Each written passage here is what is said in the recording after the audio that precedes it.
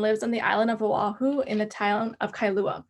She is empowered to create everlasting positive change, planting seeds of love that will one day grow, restoring the delicate balance of our climate.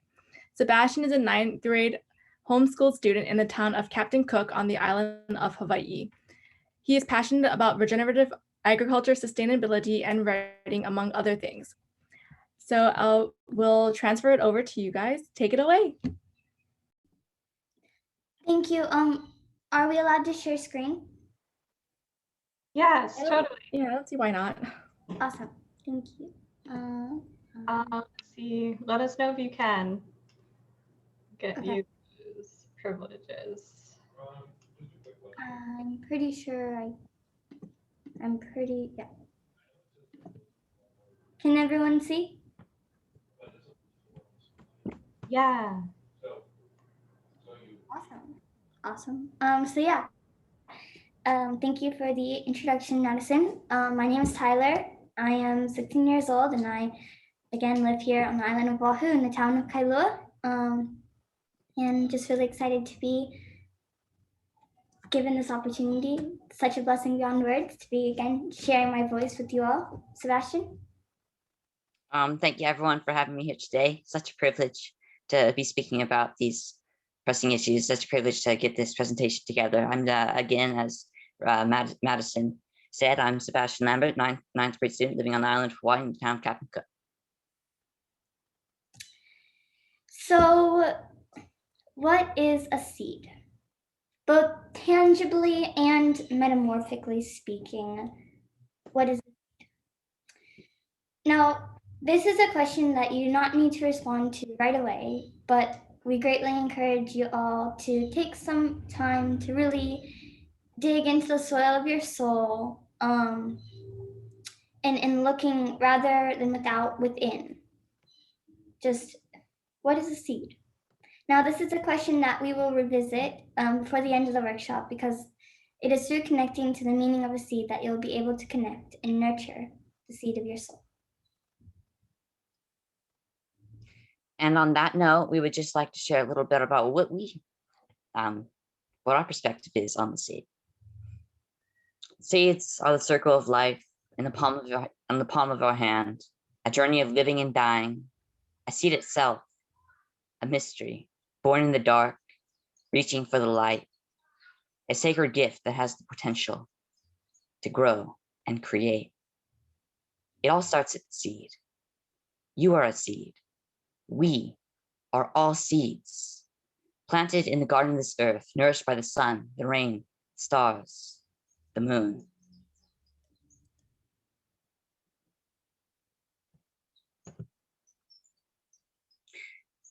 So before we really dive into our main topics for the day, we would just like to highlight Earth Day. And so April 22nd is an important date that we have recently passed, and which marks a historic day in history, when 20 million Americans, 10% of the US population at the time, rose up in mass demonstrations across in the United States against environmental degradation. And Earth Day has since been celebrated as a day of environmental advocacy by 193 countries, and has resulted in the formation of the Environmental Protection Agency and the passage of numerous environmental acts, among other benefits. Earth Day can be considered relevant to all realms of Earth advocacy and the principle applicable to today's topics. So in this day and age, I hear many people say that we as humans need nature, yet nature doesn't need us. This is a misconception, because in truth, we as humans are a part of nature itself. As a species, human beings today are largely disconnected from this Mother Earth. It is as if our roots have been pulled from the soil. This uprooting of disconnection began slowly, illuminating a small stream, a mere trickle on this scale of balance that has drop by drop progressed rapidly over time into an uncontrollable, cascading waterfall, taking humans further and further and further away from the essence of the natural world, to the point where we've reached this tipping point on the scale of balance, and the scale of balance has tipped to a very devastational degree. And now across the world, ecosystems are dying, temperatures are rising, and species are being driven to the brink of extinction. Right before our eyes, this world is changing in unimaginable ways never witnessed before, posing an existential threat to all life on Earth. Oopsie. Now, believe it or not, we have brought this fate upon ourselves. We are the ones who continue to hurt this beautiful earth and inevitably ourselves. Yet as history repeats itself time and time again, humans continue to exploit ecological systems for sustenance at an unprecedented rate. All this is contributing to the unsustainable linear economy, our material economy, towards industrialization and the burning of fossil fuels and supply and demand. Along the way, the earth and all our children are hurt, mistreated, and wasted in this constant search for more and better. And this creates more of a divide between humankind and nature, as well as between our own brothers and sisters. The greatest illusion in this world is separation. And this separation feeds into an endless cycle, a vicious cycle of segregation, conflict, and war, when in truth, we are all connected. Everything in the entire world, in the entire universe is connected. There is this mystical intelligence that plays out in the natural world. The plants, the animals, the trees interact with each other in a never-ending cycle of life and death and rebirth, creating a balanced, interconnected system of reciprocity. When you plant a seed, you're planting yourself into this mystical intelligence, becoming aware once again of your special piece in the puzzle of life itself. Sorry, trying to get to the next slide here. Sometimes the button doesn't work. There. So as a quote from Robin Wall Kimmerer, the author of Braiding Sweetgrass, says, oopsies. What the? Sorry, my bad. This computer is being very glitchy. The most important thing each of us can know is our unique truth and how to use it in the world. Individuality is cherished and nurtured because in order for the whole to flourish, each of us has to be strong in who we are and carry out our gifts with conviction so that they can be shared with others. So it is time that we, the seeds of this earth, replant ourselves, reconnect, remember, and reflect upon this ancestral wisdom, upon this universal wisdom that lies within us, lies within all of us. When you plant a seed with love and intention, peace will grow, because within every seed, there is a promise that there is hope for tomorrow and hope for our future. And this is a promise that has passed the natural test of time. And this is a promise that we truly need right now. So this kind of leads us to the question, why save seeds? Why save seeds? Today, seed saving is not a widely known subject, though it's actually a true heart and foundation of our life and civilization. The lack of education and awareness revolving around the subject of saving seeds is actually detrimental to our human existence. Over the last century or so, seed saving has become a lost art, and it has vanished due to the rise in dependency on industrial corporations providing commercial seed. We recognize that the seed industry is a linear system in crisis, and it's one structure to fit into the entire linear and narrow-minded or constricted design of society, the box of society.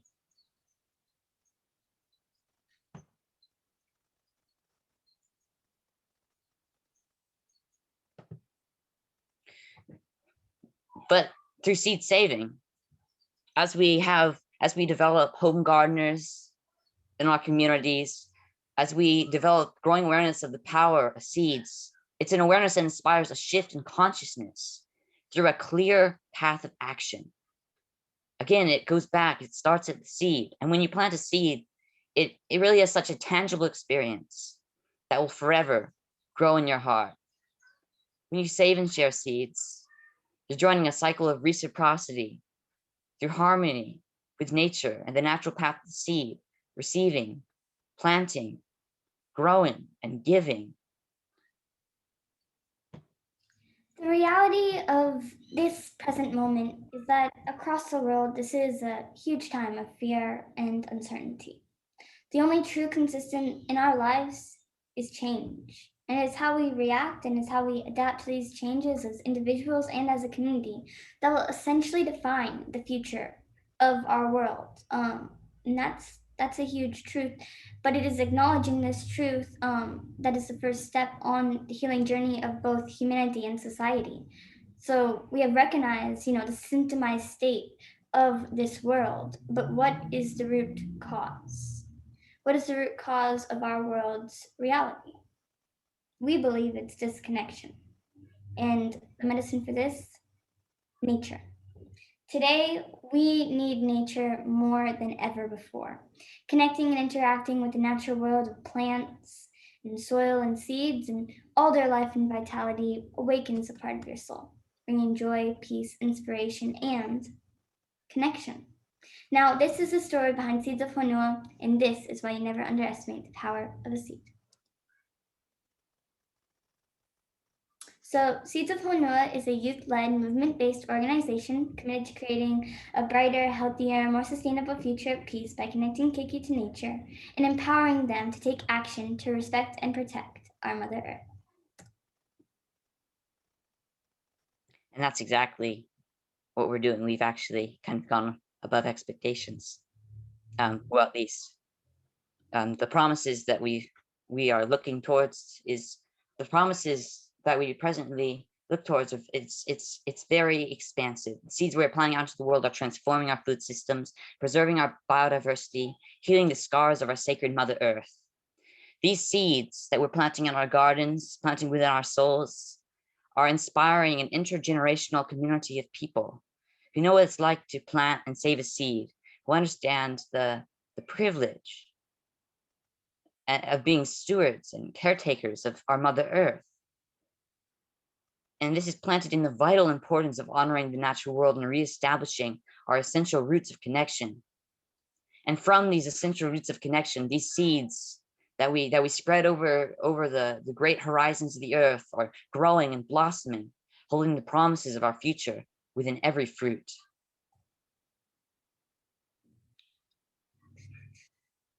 Next slide. Next slide. Next. Okay. My apologies. So the vision for Seeds of Honua is right now sprouting into a reality, just as a seed sprouts from the darkness of the soil into the light, sharing its many gifts with the world. It is a gift that gives us great hope. It shows us that beautiful things can emerge and grow from that darkness. So, Seeds of Honua was launched in the beginning of September with the Seed Sprint, where we provided free, locally sourced seeds to Keiki's K-12 across the Hawaiian Islands to foster a stronger connection to Mother Earth through the ancient art of planting and growing. Our initial goal was to reach about 250 youth before September 15th, but we are amazed that in just 10 days, over 1,250 youth from all over the state had registered to actually join the Seed Sprint, and by now have hopefully a flourishing garden of abundance.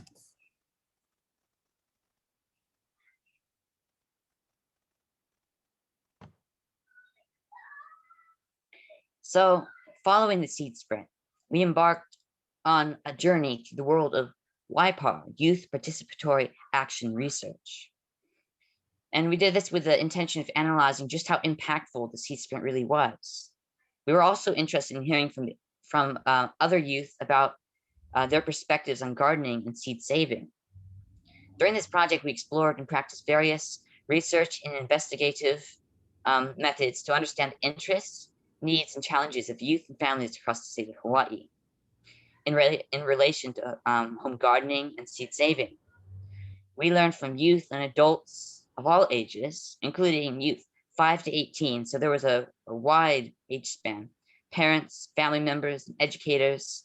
And throughout the whole process of every interview and every focus group, there was a very clear and reoccurring response to a question we would always ask. And this question or set of questions was, well, roughly. I mean, it wasn't exactly like this, but. And we would ask the main two questions were, do you know what seed saving is? Have you ever saved seeds before? Now, responses were received along the lines of, rather, I have no clue what seed saving is, or kind of just like they understood the rough outline, like they understood that, they understood seed saving is, they understood the concept of saving seeds. But, they would say something like that, and we respond, yes, have you ever done it before? And they would say something like, I don't really know how to, but I figure it's pretty straightforward. You just save seeds to save seeds. Of course, no one actually really said that, but there are a few comments that came that close to the remark. But the point is the extensive lack of knowledge and misunderstanding revolving around the subjects of saving seeds. So it was kind of a rock in the river on our journey, in understanding the lack of awareness. But it was kind of a rock in the so to speak, in the river of our successional journey. And it was going to be our next stepping stone. It wasn't a rock that was going to get in our way. It was a stepping stone of action. And that next stepping stone led us to Save Seeds, Save Our Future. So we received funding through the Hawaii Youth Food Sustainability Challenge to hold a seed saving workshop series called Save Seeds, Save Our Future.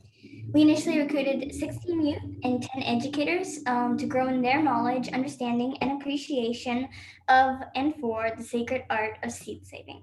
Seeds were sent out to each participant before the workshop series so that they could interact, engage, and follow the progression of each workshop, and of course, eventually save seeds from their very own seed garden planted in the beginning of the workshop series. So this seed saving workshop was a 4-part series in which we met with participants one Saturday a month via Zoom for 4 months from January through April. So during the first of these 4 workshops, Nancy Redfeather guided participants through the journey of the seed from past to present. The second workshop, February 13th, Ilana Stout guided participants through pollination biology and flower morphology. On March 13th, we held our 3rd workshop, in which Donna Mitz guided participants through the steps to being a successful seed saver. And during our final workshop held on April 10th, just 2 weeks ago, Glenn Tevez taught participants how to find the right variety of seed for their gardens and seed sharing networks. And of course, the intention behind these workshops was to provide participants with the knowledge and skill and art behind seed saving, planting seeds to grow an intergenerational seed saving and seed sharing network. And now we could go on and on and on describing about this, workshop journey, but instead we've actually decided to do a little crash course for you guys, so you'll get little tasters of each workshop now.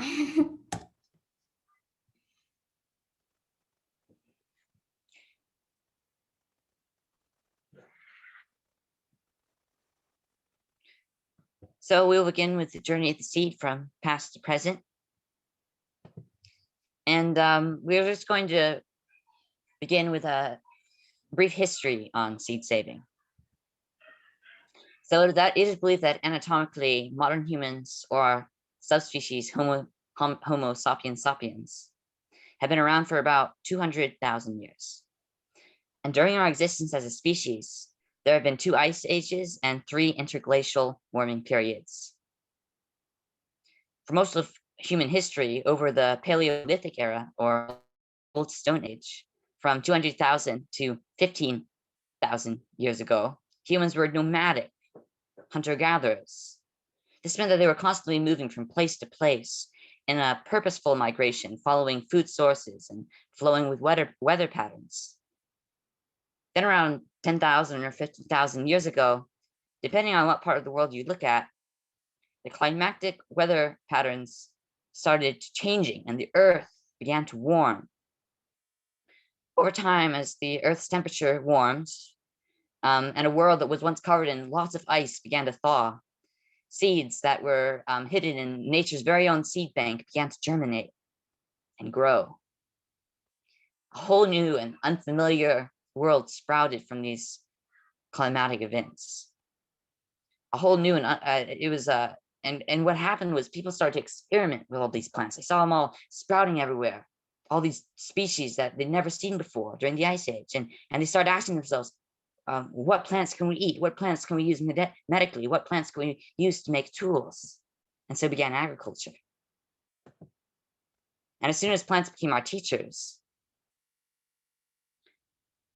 we began to, it was through observation, acknowledging the plants as teachers and observing the natural cycles and patterns of nature, that people started to see that when a seed pod opened and seeds fell down to the earth, these seeds would sprout and grow into plants just like their mother plant.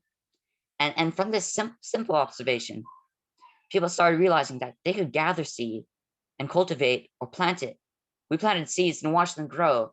And we started artificially selecting the best traits of the different plant varieties. Then, of course, saving those selected plants through saving seed and other vegetative material for the next planting. So that's we began to utilize those natural processes to support more of a agrarian lifestyle. And many could say that humans planted seeds, but in truth, these seeds planted us. Humans stopped wandering. They stopped wandering the earth. We planted our roots literally and figuratively in the soil. And again, that's when agriculture began. But I mentioned this again just because, what is the root? I just want to ask, I just kind of want to pose this question. What is the root word of agriculture? So if you break down the word into two parts, agri means soil and culture is people. So soil people, agriculture is the soil of the people, or people literally growing in soil. The beginning of seed saving is the beginning of seed saving, and not just growing plants, but the saving seeds. That's really kind of the mark of agriculture. That's when it began. So we people must save seeds right here, right now, to replant and reconnect ourselves into the soil of this earth. We must save seeds just as we did 10,000 years ago over the millennia. This is knowledge we have all just absorbed. This knowledge we have all just absorbed is a consciousness. And this consciousness is germinating within you. The seed of your soul is growing. And now in just a few seconds' time, the seed has transformed into a healthy, robust plant, cradling small green buds with a nest of leaves, the promise of a flower. And on to workshop number 2. Okay, so workshop number 2, we're kind of going over and discussing the process of pollination. And of course, this happens to angiosperms, which are flowering plants. So angiosperms, or flowering plants, are vascular plants that utilize seeds, fruits, and flowers in order to reproduce. So basically, any plant with flowers and fruit can be classified as an angiosperm. Angiosperms evolved during the late Cretaceous period, over 130 to 100 million years ago, about. And as angiosperms evolved in the Cretaceous period, many modern groups of insects also appeared, including pollinating insects that actually drove the symbiotic evolution of angiosperms. So that's crazy because in many instances, flowers and their pollinators have actually co-evolved. So today there are over 300,000 species of angiosperms that actually make up 80% of all plant species on Earth. That's crazy. So unlike gymnosperms or flowerless plants that produce cones and seeds, such as conifers, angiosperm seeds are found within the ovary of a plant. So the flowers of angiosperms have a variety of different parts involved in the process of pollination, in which today we're going to break into two groups, male and female parts. So let's first define pollination. So pollination is the transfer of pollen, as you can see here, from the male part of a flower to the female part of a flower, later enabling fertilization and the production of seeds to occur. So let's go over these parts involved in the process. So as you can see here, the stamen is the male part of the flower that contains, it's made up of the filament and the anther. And the anther is a part of the stamen that contains filament, and the filament supports the anther.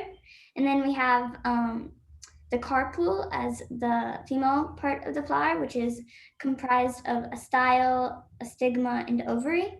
The stigma is at the top of the flower, where the stigma is at the top of the flower, or at the top of the pistil, where the pollen enters, of course. And then the style is like that tube that goes down into the ovary, and then the ovary is where the ovules that actually turn into seed are, when pollinated, of course. So a plant can have both male and female parts on the same flower, or they could be on different flowers. And sometimes those male and female parts are even on entirely different plants. So if we have the male and female parts on the same flower, that's called a perfect flower. And then if we have a male and female parts on different flowers or different plants, those are called imperfect flowers.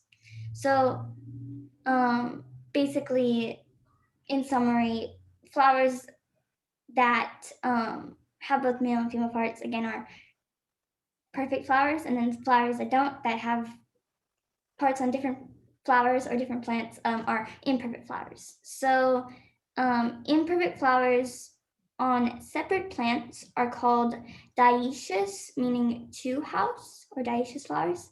And then imperfect flowers on the same plants are called monoecious, meaning one house. And then imperfect flowers, or perfect flowers, sorry, are actually called monocliniaceous. I think that's how you present, or monocliniaceous, meaning one bed.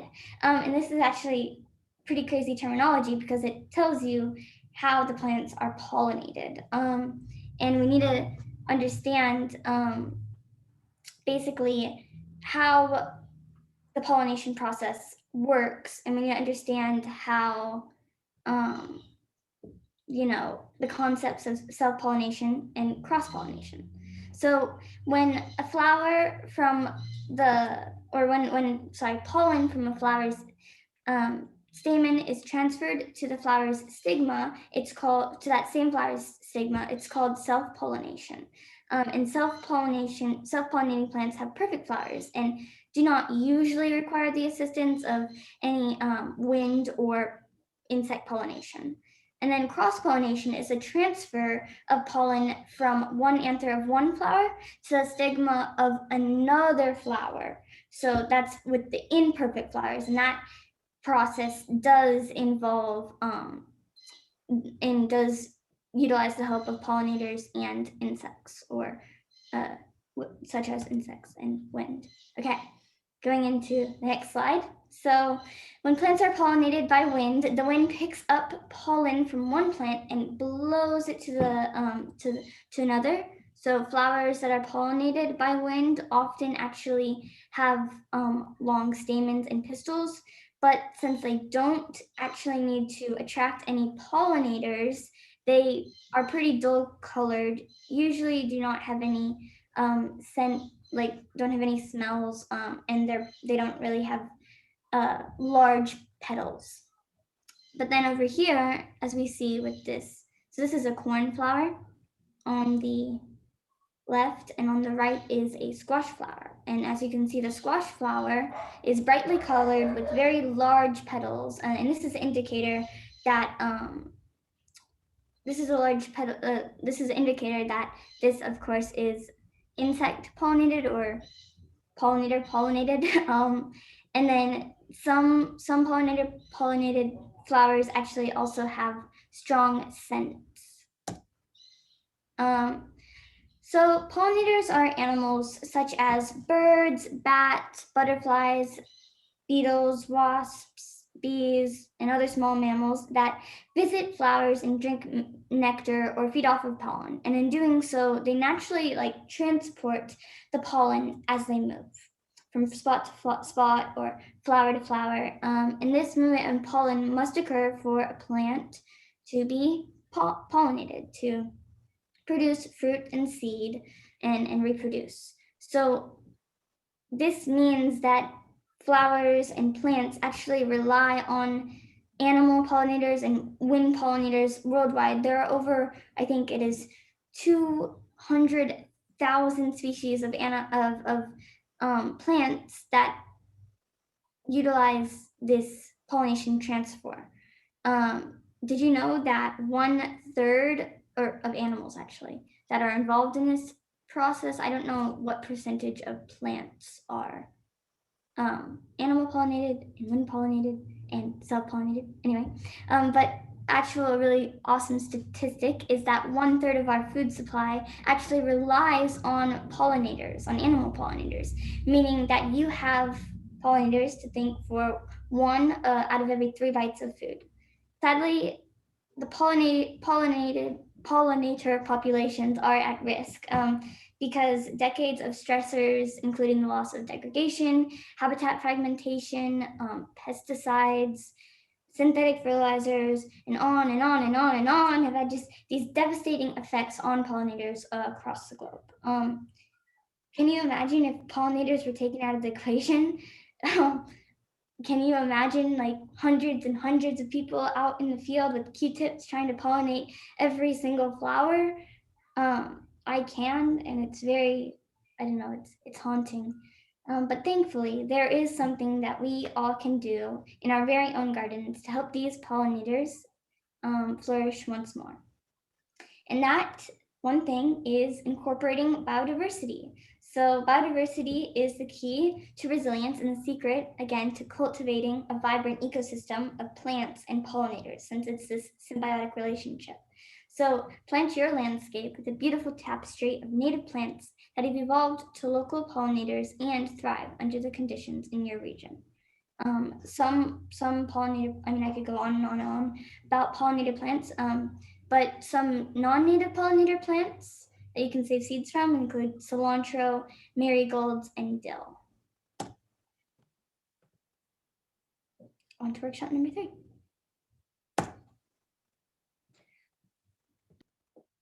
Okay, we will proceed to workshop number 3, the steps to being a successful seed saver.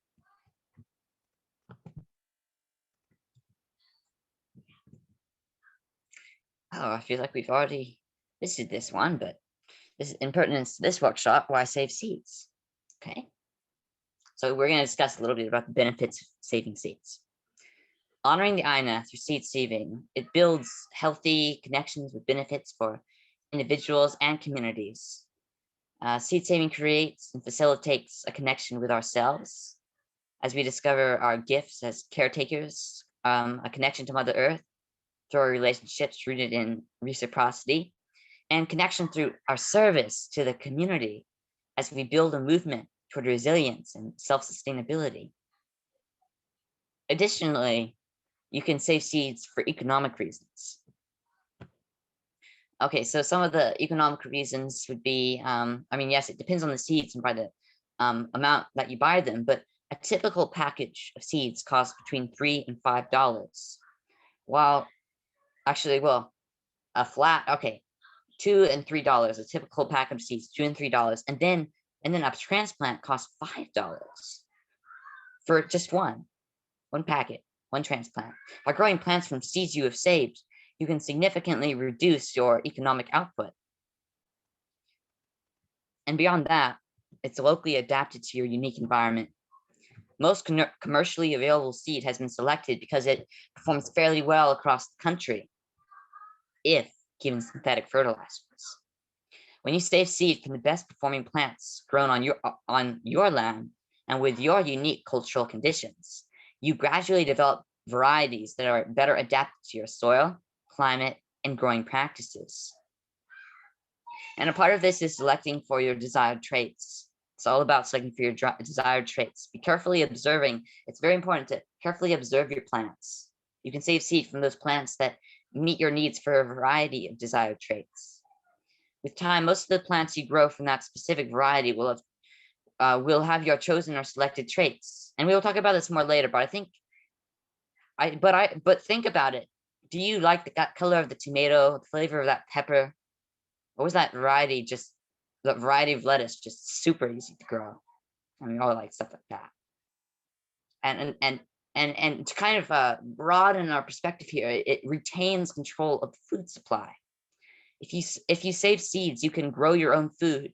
Therefore, you are self-sufficient in the fact that you do not depend upon seed stores or catalogs, even if we kind of all like those things. I mean, I do, but you don't rely on seed stores or catalogs, which is a part of the major seed industry to grow your own. So it's also, not just looking for them, but it's developing, preserving strains. Lots of great open pollinated varieties will never see the fame of a commercial seed catalog.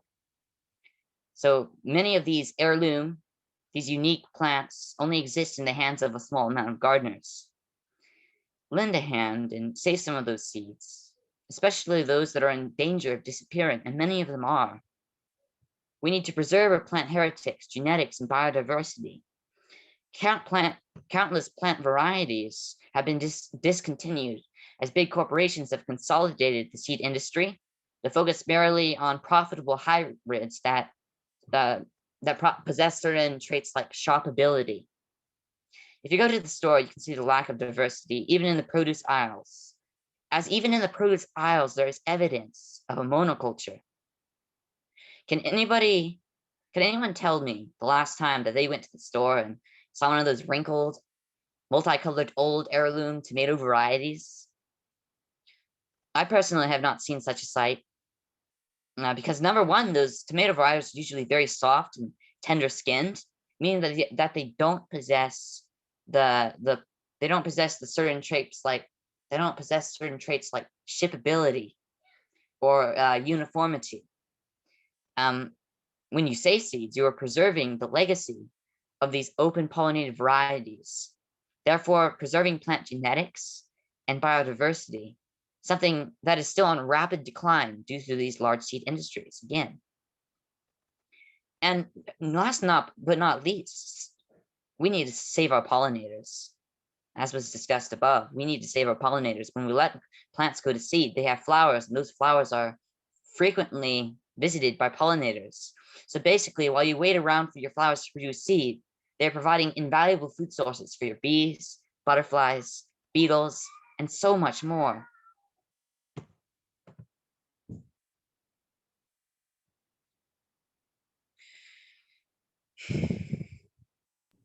So let's dive a little deeper. Oh, it's fine. Let's dive a little deeper into the materials we will be needing to properly process and save seeds. So we have a list of materials that we'll kind of read below, but like if you don't have all of these materials, don't worry about it. Just think creatively and improvise, because there are 1,000 other things that you can use in your home before you go out and buy anything. But a few things that we found helpful include a strainer, a few mason jars, a seed screen. A seed screen is basically like this metal mesh, and it's framed by a few pieces of wood. You can make it on your own. Usually. Anyway, a paper plate or a few paper plates, rubber bands, coffee filters, carpenter's tape, a writing utensil, a paper envelope, and a seed drying kit. So what do I mean when I say a seed drying kit? Well, a seed drying kit is comprised of a few materials, and these include silica crystals, also known as desiccant, a dry card. We get dry cards from UC Davis if you want to learn more from the college thing. And if you want to learn more about that, just email us. Paper towels, paper plates, paper boats, coffee filters, and then as well as a bucket with a container or with a lid, kind of, yeah. The reason that we use these dry kits instead of just leaving our seeds out in the living room or the counter to dry for a few weeks and then storing them in paper envelopes or mason jars is because there's a lot of humidity in Hawaii and a lot of atmospheric moisture. So seeds are meant to germinate when they're moist and hibernate when they're dry, but there's lots of moisture in air. So most seeds that are just left out to dry on the counter won't dry fully, even if they feel dry to touch, and that's why we use the seed drying kit. To formulate a seed drying kit, it's very simple. You just pour the desiccant into the bottom of your kit with some paper towels on the bottom to act as a barrier between the silica and the seeds. And then you're going to put the seeds, the processed seeds, into your drying bucket. And then you'll put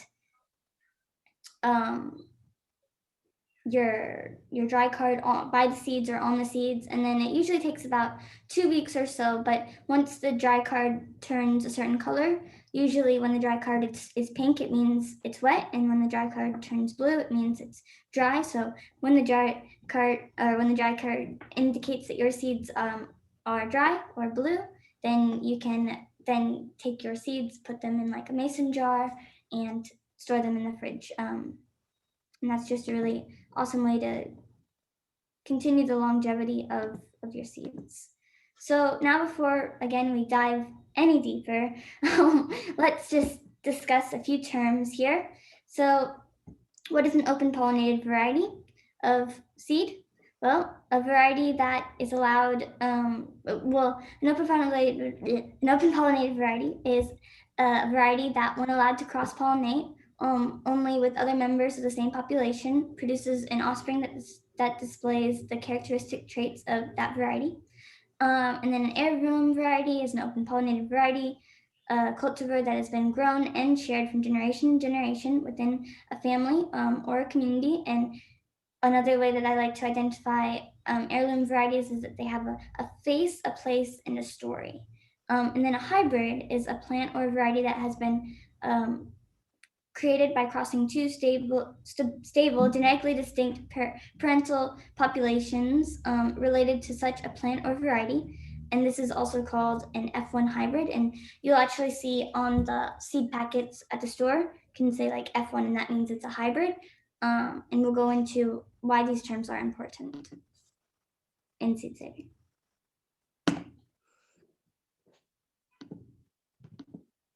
Oopsies, why does it?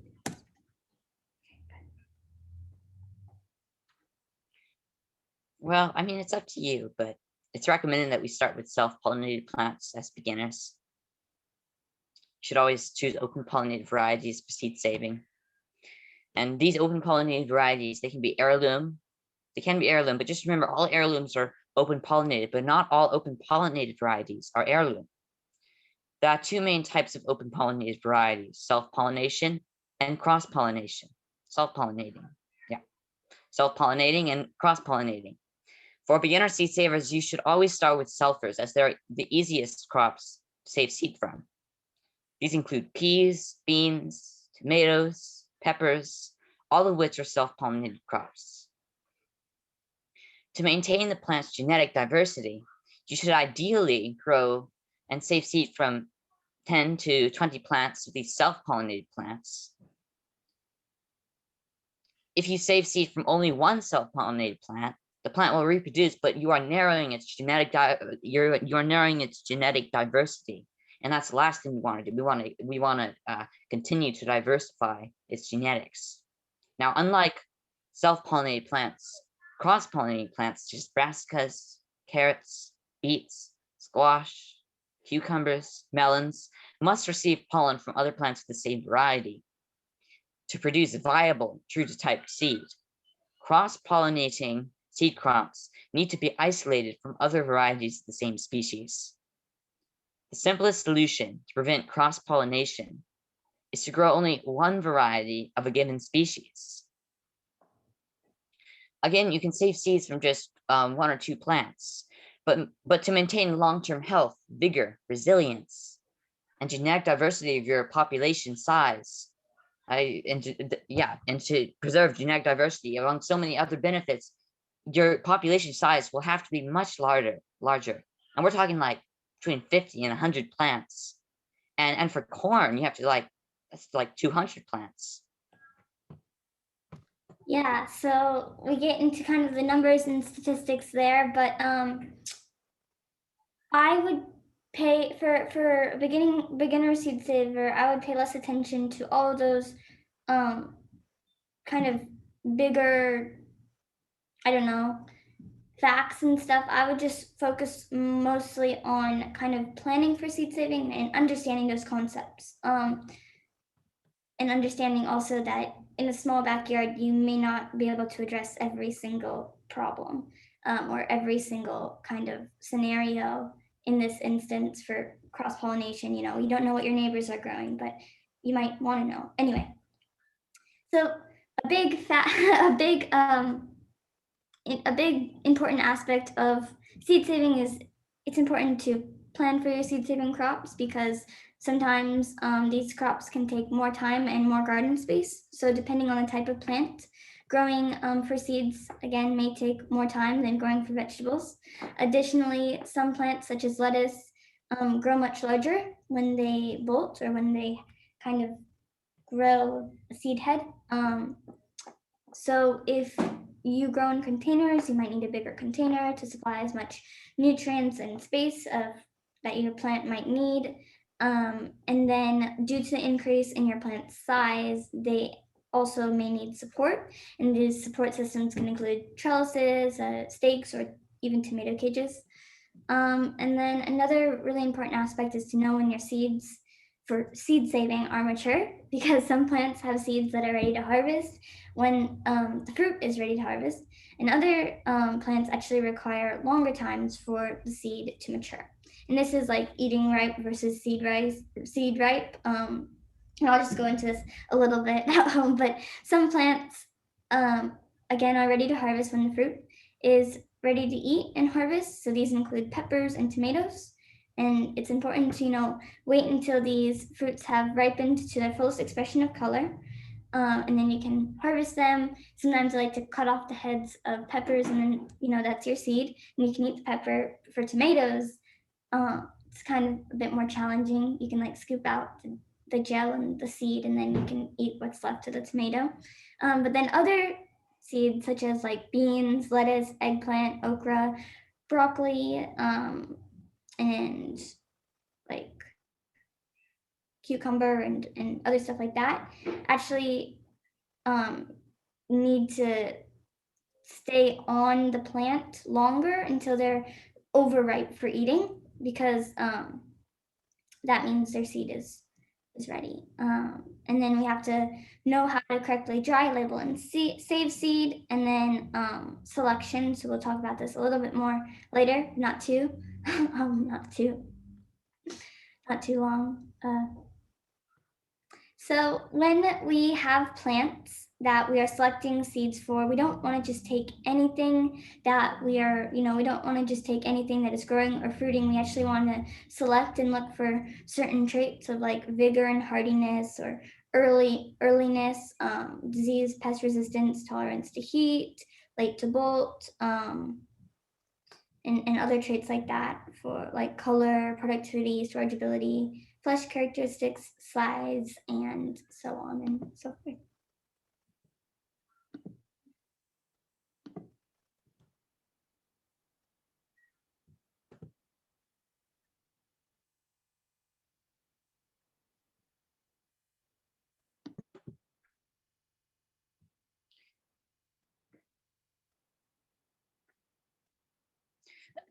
Hey, Tyler, I don't mean to cut it in or anything, but should we focus more on these dry seeds, or should we kind of just?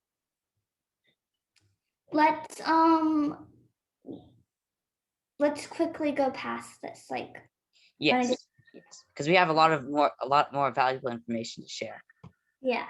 Wait, do you want to skip the slide, or you want to just quickly go over it? I don't care.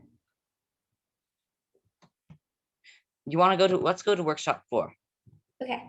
So this is all about processing seeds, and you can learn this in our recordings of the workshop if you'd like. Dry seed, wet seed. full circle. So here we are at workshop number 4.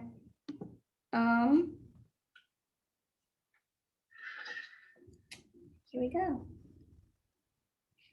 Actually, I have an idea since we are cutting it close on time, Sebastian. We will provide everyone who's on this call with the workshop recordings, so you can watch the rest of the workshops for yourself. And we're gonna dive into some of our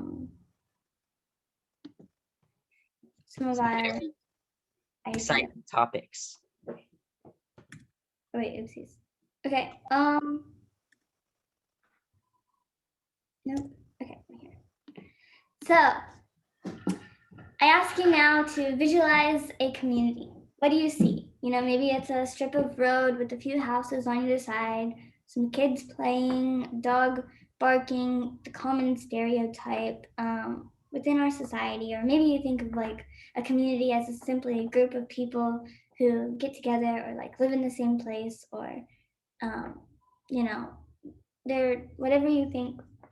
But regardless of what you see in your own picture of a community, are you interacting with any other organisms besides humans and household pets? Now, that's something to really think about, because our imagination, our vision, our perspectives of the world and of life has kind of been morphed and shaped by modern day society again. Keeping us within this box, keeping us constricted in this world of illusion, where, you know, separation is very prominent or predominant.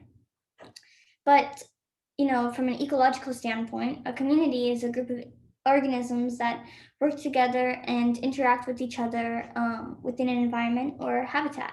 So to explain our understanding and to widen our vision even further, let's look at a community as only one aspect, a part of a whole, the whole being an ecosystem. So an ecosystem is usually broken down into 2 parts or 2 factors. I'm just very brief biology here. So we have the biotic factors and the abiotic factors. And the biotic factors are living things such as plants, animals, fungi, and bacteria. And these are organisms that formulate a community. And then we have like the abiotic factors, which are like non-living components such as moisture, temperature, wind, and sunlight, all of which determine a particular environment or climate. So therefore, an ecosystem is a community of organisms coexisting with the non-living components of their environment, interacting as a system. So these biotic and abiotic components are linked together through the movement and through the systems of energy flows and cyclings, or, you know, nutrient cycles and energy flows. And that brings us to the ecosystem itself.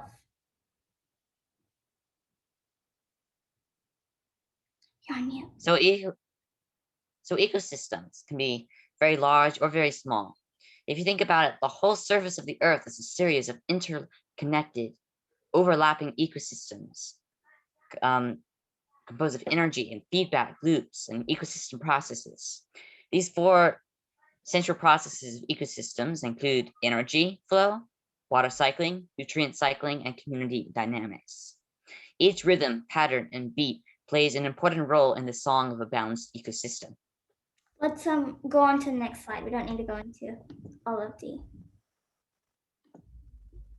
dynamics.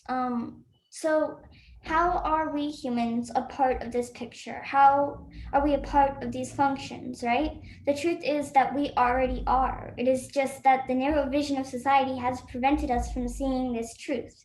So it is time to change our perspective, because everything we do has an effect on this ecosystem that is our Earth and all of its natural functions. So the first step is to acknowledge your place in this ecosystem. So who are you? Where are you in this ecosystem? How do you find and sort your individuality? We do not have the answers to these age-old questions. You do. It's all about connecting to yourself. What paths do you follow on your journey of discoveries? What constellations guide your way? No matter your passion, your path, or your purpose, you all have a gift, and that is the gift of the seed within your soul. You have the potential to grow with every seed you plant. You have the potential in connecting with nature. You have the potential to connect with your very own being. Connecting and interacting with the natural world of plants, soils, and seeds and all their life and vitality awakens a part of your soul, bringing joy, peace, and inspiration. This is the power of the seed. The seed can grow and preserve an abundance of biodiversity, so there is resilience within every ecosystem. A seed can provide hope for a new beginning, a chance of life, an opportunity to grow and blossom. The possibility of the seeds are limitless. This is why planting, saving, and sharing of seed is so sacred. This is why we need to establish and grow seed systems. So this leads us to the question, what is a seed system? And this is the really heart of our presentation here. It's a bummer that we're only reaching it at the end here. But the thing is that a seed system is a web in which seed is the connector, is the heart of this web. If you think about it, like food systems are bridged by food, but the source of food is the seed. So therefore, the food system is a part of the seed system. And this can apply to all other aspects of life on Earth. As Vandana Shiva says, seeds are not just the source of life, they're the very foundation of our being. So a seed system is a system where if you mapped out all the systems on Earth, it would all be a seed because, you know, we as humans, we are seeds, ideas, knowledge, dark, light, everything is a seed, and it takes these seeds to create positive change. And this is what we're going to do, because a seed planted with love and intention will grow peace. And from this love and intention, we're growing within our hearts, and we're growing within our gardens, and we are all growing a sustainable seed system.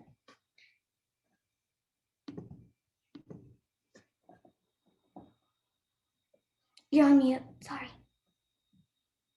So how do we create a sustainable seed system? It starts with an evaluation. It starts with that idea seed planted in your heart and mind. How do you see the flow and functioning of a sustainable seed system? Are you creating one for your household, your community, your school, your ahupua'a? What would the system look like? Will there be a place in your community where people could give and receive seeds, even if it was just a small seed library? Will there be a physical space in which the seeds for the state seed sharing network are kept? Or does everyone preserve and share their own seeds? Are people going to be connecting with each other directly or through an intermediate coordinator? Who are the growers? Are they experienced or inexperienced? Or is this a seed system that is all inclusive? What would some methods of quality control be? These are all questions that we can ask in creating a sustainable seed system. Yeah, and these are all very, very important things to consider when trying to establish a seed system and a seed sharing network. So these systematic logistics will constantly be changing and evolving with new doors of possibility.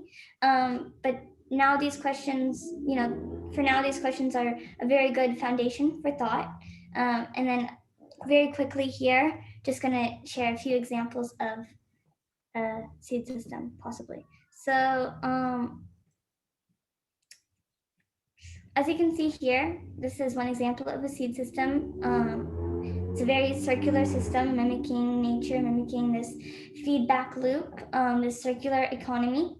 So as you can see here, we have a seed saver, and the seed saver gives seeds to their community center, and the seed saver also gives seeds to a platform in which the seeds can be shared by like a website or something. Then this goes to the seed grower, and the seed grower grows seeds and becomes a seed saver. So it's this really never-ending cycle, and it's very, very beautiful and gives back to the center. And anyway, then this next one is more like a ripple, like when you throw a pebble into a pond. We have the seed grower here, and seed grower gives and shares seeds, and then these become these people, or seed growers, become seed growers and seed savers that then share seeds. And this ripple effect, this long-lasting effect. And this can happen really in any medium. This is kind of a really fun diagram that we created. It's kind of messy, but as you can see here, we have like these suppliers and seed sharing network, and then receivers, and receivers could be suppliers and suppliers could be receivers. But basically, we have these mediums like public spaces where seeds can be shared. We even have the beach, and like we can utilize schools and libraries. A big thought is that library, everything's going pretty digital, but what if we use libraries to preserve something like seeds also, as well as books? Anyway, just I know we're running really late on time here. Do we have an extension, and if so, how long could it be, or do we not have an extension?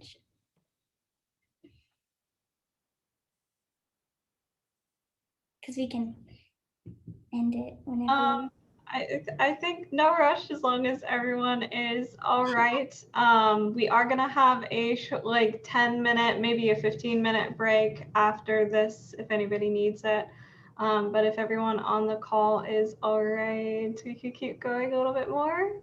Okay, let's do like 5 to 10 minutes here. I don't know. Do you want to just go to,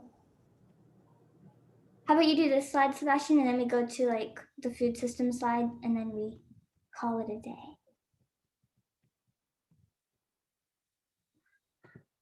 Sounds good. Okay, we overplanned for this. We're sorry. So we can learn a lot from the reciprocal process of how a garden works in correlation to how the natural world functions.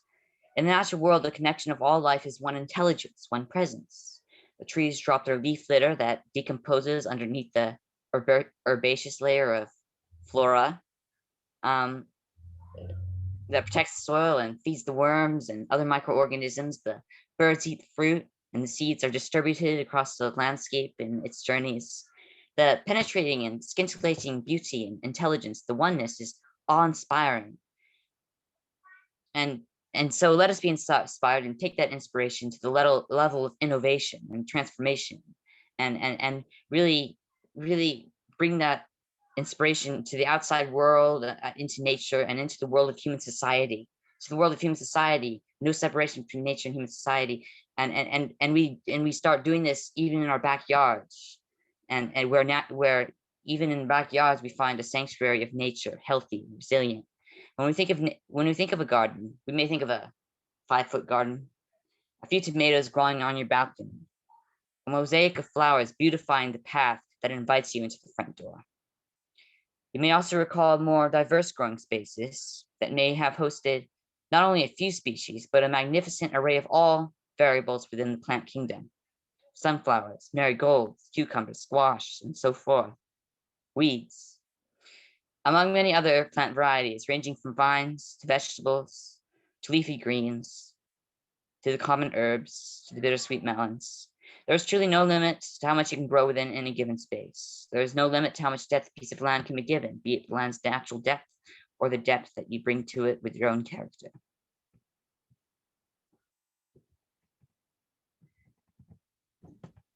Beautiful. So the whole point of circling it around to gardens is that seeds are the foundation of life. They're the foundation of this beautiful Mother Earth. And in order to establish a seed system, in having that be the first step in transforming your community into an ecosystem, is you need to actually plant those plants to grow seed, and that begins with the garden. And so I'm just going to fast forward here as much as I can. Computer's very slow today. Oopsie. Yep.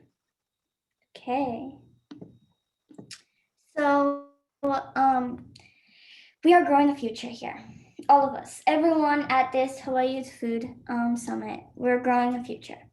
We're growing a future where people of all ages are growing, saving, and sharing seed with their communities, restoring this sacred art to restore sustainability, self-sufficiency, food security, food justice, food sovereignty, and more. A future where food does not come from boxes and packages stripped of nutrition and contaminated with chemicals. A future where food comes from the garden as a gift from the Aina, packed with flavor and nutritious vitamins. A future where when someone needs to plant, a garden, or when someone wants to plant a garden, or needs seeds to plant a garden, they won't go to Sitting Mill or Home Depot. They'll have knowledge in the practice of seed saving, and maybe even have a collection of their own, reaching out to the rest of their seed saving community for different seeds or plant varieties. And again, this all starts with the planting of a seed. And you can plant these seeds by planting a garden, saving seeds from the plants you grow, and growing a beautiful, beautiful future. So this is our last slide, and we'll just end it at this last slide here.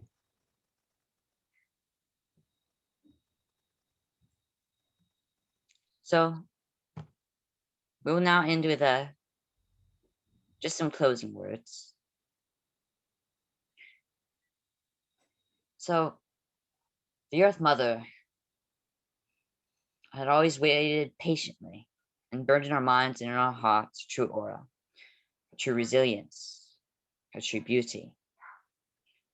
She had always reminded us through everything that we had done to her that we were all her children, and she loved us as children. And that we had never conquered her shores, we had conquered ourselves. And if we thought we had come to own the earth, we had only come to own ourselves. And it seems that through history, we've forgotten the tangle of human consciousness, what it really meant to be wealthy and great and so many different things, to be stewards, to be children, and to respect the earth and each other for what we believe in. But if we really want to heal Earth, would it not be pivotal that all generations have the opportunity to grow close, hands-on relationships with whom we are fighting for? And would it not be pivotal to find a space to grow as a human being and as a community in the growing space of the community ecosystem? Across the world, this is a huge time of fear and uncertainty. The only true constant in our lives is change. How we react and adapt to these changes as individuals and as a community will essentially define the future of our world. So together, right now, it is time to plant our roots of connection, grow and blossom to forge a more resilient and sustainable future. This all starts with planting a seed, and you can plant these seeds by planting a garden. The changes we are looking for can come right now. Why wait? We couldn't need it more. The will to do more has never been stronger, and the ripening fields of opportunity await us. So plant a seed, plant a garden, expand your perspective of the world ecosystem in which we live, and in doing so, as you listen to these words and absorb what you can, through your own unique individuality, channel your efforts into the abundance of our communities. You will change the world, and we will change it with every seed, with every blossom, with every fruit that we harvest, in every garden that we create, and every piece of wisdom that we share, in every step into the world of reciprocity and generosity as we step into the garden of our souls. Thank you so much, everyone. Oopsies. Any questions? I know you have to get on to the end here, so I'm just gonna stop sharing my screen. Thank you again for being here with us on such a beautiful day and kind of sticking with us. Again, we will provide the recordings for the 4 workshop series we were talking about later, if you guys are interested. Okay, thank you so